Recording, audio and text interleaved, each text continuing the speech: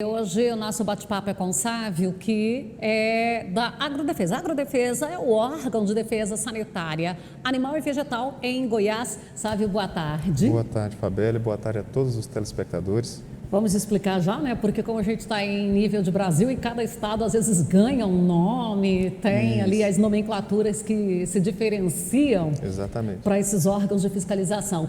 Goiás, assim como tem alguns outros estados, que eu acho que é Minas Gerais, se eu não me engano, Tocantins também, o vazio sanitário para a soja, ele começou no dia 1º. Isso. O vazio sanitário para a cultura da soja começa no dia 1º de julho e se estende até o dia 30 de setembro.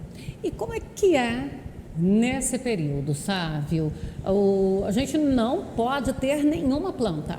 Isso. O vazio sanitário, ele prevê que nesse período de 1º de julho a 30 de setembro, seja o período em que não pode haver cultivos de soja e nem a presença no campo de plantas voluntárias, né, as vulgos tiguera também.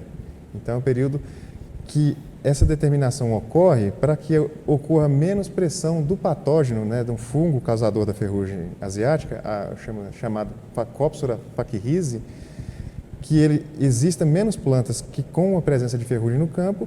Ele é um fungo que emite os seus uredósporos, né, que são as estruturas reprodutivas, para a atmosfera.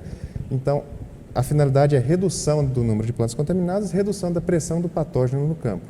Aí, às vezes, o povo fala assim, não, mas nessa seca danada não tem soja aí, não. Tem sim, né? Tem, se não sim, eliminar, tem. Se não eliminar, tem. E a principal finalidade, além da redução da pressão de patógeno, é que a ferrugem asiática aconteça na cultura. Quando ela for instalada, a partir do dia 1º de outubro, todo produtor rural pode fazer o plantio da sua lavoura de soja nesta safra. Então, o calendário de plantio vai do dia 1º de outubro até o dia 31 de dezembro. Então, esse é o período que o produtor tem para plantar. O vazio sanitário reduz a quantidade de esporos de ferrugem no ambiente, que vai ocasionar que a ferrugem se instale nas culturas no período onde ela esteja mais avançada o estágio fisiológico de desenvolvimento. Não pegue a soja quando ela esteja muito nova. Lá na fase inicial, Isso. Ela já pega ali, vamos falar assim, do meio-dia para tarde. Isso, para que os produtores, não existe um controle eficiente da ferrugem de forma curativa. Não existe um fungicida curativo para a ferrugem asiática, existe prevenção. Então, e nesse preventivo entra o vazio sanitário. Exatamente. O vazio sanitário é uma ferramenta que, reduzindo a pressão do patógeno, né, permite que a ferrugem chegue às plantas com a cultura mais avançada e o produtor tenha que fazer menos aplicações para o controle da praga. Se eu considerar o calendário de plantio, nesse momento eu não tenho plantas de soja na lavoura, né? Não. Já foi colhido? Já foi colhido. Em teoria, todas já deveriam ter sido colhidas. O que acontece muitas vezes, pode acontecer, é de um produtor que colheu, ele tem 30 dias após a emergência das plantas voluntárias, porque o processo de colheita não colhe 100% das sementes, né? Algumas vão ficar no campo. Até aquela que cai ali na hora da colheita, exatamente, o transporte. Então, essa soja, o produtor rural, sojicultor, ele tem 30 dias para eliminar elas depois da colheita. Então, não podendo chegar no período de vazio sanitário com plantas de soja no campo. Agora, quando o produtor faz esse trabalho, eliminou tudo. E se de repente ele está lá e é notificado, ele nem tinha visto que às vezes a extensão da área já chega com multa ou ele é notificado inicialmente, sabe? Como é que funciona? A agrodefesa, a função primária da agrodefesa é orientar. Nós prezamos sempre pela orientação. Então, nós notificamos o produtor para que ele seja cientificado que existe um problema com relação ao programa da soja na área dele. E damos um prazo, né, para que ele consiga fazer a eliminação desses restos culturais. Esse resto cultural de soja, essa planta voluntária, ela pode ser eliminada de forma mecânica, né, de forma química, com uso de aplicação de agrotóxicos, ou então com pastejo de bovinos. Muitas vezes o produtor rural, que também é pecuarista, sojicultor, agricultor e pecuarista, ele também pode fazer a eliminação desses restos culturais com pastejo bovino, desde que a taxa de lotação dos animais na área consiga eliminar as plantas. Mas então nós sempre prezamos por primeiro orientar, né, dar um prazo. Segundo, se o produtor não cumpriu, pode acontecer N motivos ele não cumprir, né, tá, dificuldade financeira, nós o advertimos e damos um novo prazo. A multa é só em último caso mesmo, quando não existe, nós já esgotamos todas as nossas possibilidades de tratativa. Ou então, em algum produtor que já não é mais reincidente. Então, se um produtor já foi advertido no ano passado, esse ano nós podemos advertir novamente. Mas aí já não tem mais 3 etapas, né? Nós já partimos para, no caso, o auto de infração. Então já fica naquela situação assim de que está fazendo corpo mole. Exatamente. Então assim, nós entendemos que a atividade é uma das grandes geradoras de divisa para o estado de Goiás e para o país. Então nós não queremos punir ninguém, mas aquele produtor que é reiteradamente descuidado com a cultura da soja, né? Então ele chega no ponto que tem que ser autuado. Às vezes a gente tem assim algum produtor que não, mas é esse povo de pivô. A gente não pode generalizar e falar que esse povo de pivô. E se a pessoa tem conhecimento de alguma área que esteja com cultivo indevido, ela tem onde fazer uma denúncia? Tem. O 0800 da Agrodefesa para qualquer denúncia relacionada tanto à sanidade animal quanto vegetal é o 0800 646 1122. Esse ano, que a gente estava em plena pandemia, o produtor, ele vacinou, ele teve esse trabalho lá ocorrendo normalmente? Sim, o produtor rural, o pecuarista, né, tem que obrigado a vacinar, né, contra a raiva nos municípios onde ela é obrigatória, febre aftosa, né, para bovinos e bubalinos. Então, a Agrodefesa, no compilado geral, teve um índice muito satisfatório com relação à campanha, mesmo com todos esses problemas que ocorreram, né, por conta da pandemia para a Covid-19.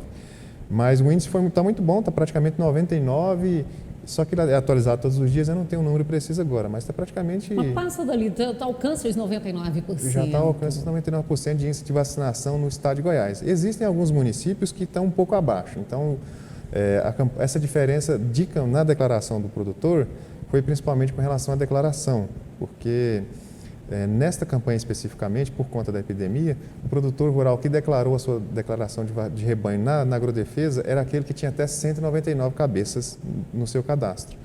Quem tinha mais de 200 cabeças teve que usar a declaração online por senha do produtor no sistema da Agrodefesa, no sistema Cidago. Essa foi a principal mudança, né, no quesito de lançamento e atualização do saldo dos produtores na Agrodefesa. Sabe, tudo aquilo que a gente vai fazer, talvez pela primeira vez, ou que tem alguma alteração, a gente enfrenta uma resistência. Isso aí pode ter dificultado, ou o produtor já está acostumado a fazer esse trabalho ali, ele já está aberto a fazer esse trabalho online?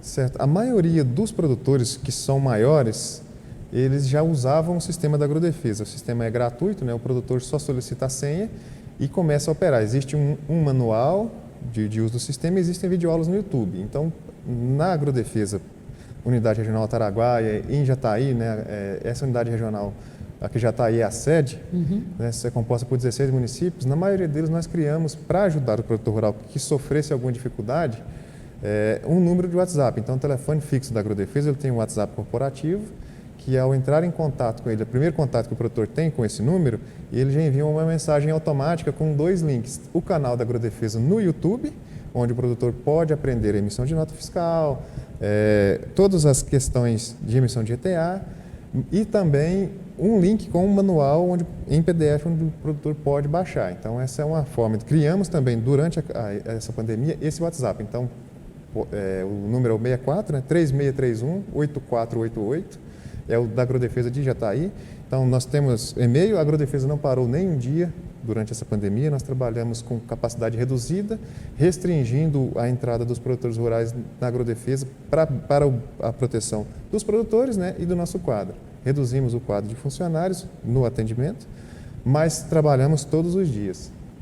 E a gente tem aí acompanhado já há alguns anos a discussão para a retirada da vacinação. E tem uma previsão dentro do trabalho. Agora, claro que nós vamos falar do de Goiás, não tem como você estar respondendo aqui pelo trabalho desenvolvido em outros lugares.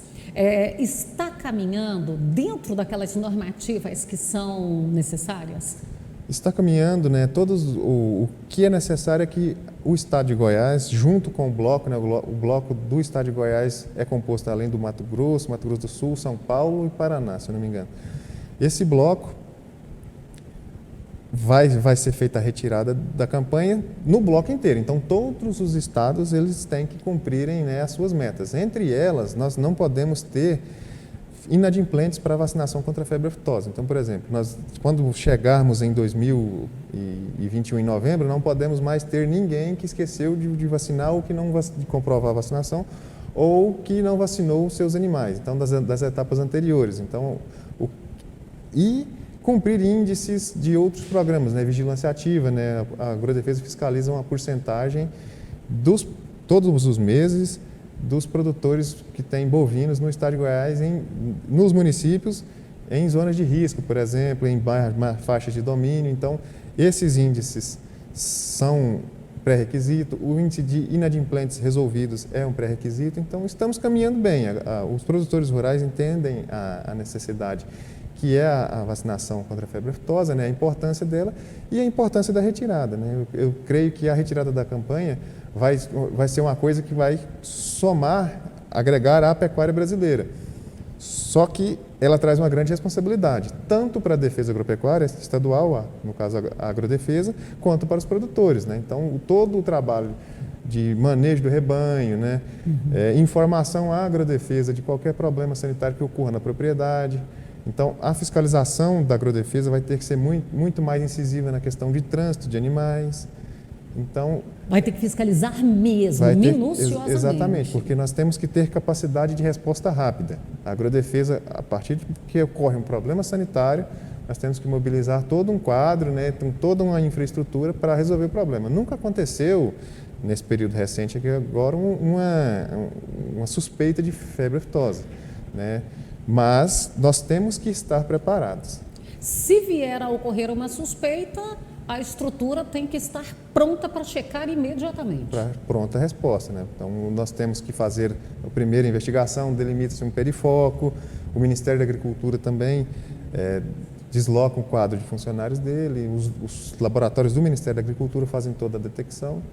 Mas nessa questão, o que nós mais trabalhamos com relação à bovinocultura é na questão da raiva, né? Então, Jataí, por exemplo, é um município que é obrigatória a vacinação contra a raiva e é um dos programas que nós mais trabalhamos no campo, né? Inclusive porque a raiva é uma zoonose, né? A zoonose ela pode ser transmissível para o ser humano. Então, é um problema da sanidade animal, um problema de saúde pública também. Bom, nosso tempo está esgotado. Eu quero agradecer a você pela presença, as informações trazidas, e o Sucesso no Campo está sempre aberto para trazer as informações para o produtor. Obrigada, Saab. Eu que agradeço. Em nome da Agrodefesa, da Unidade Regional Ataraguá, estamos sempre à disposição.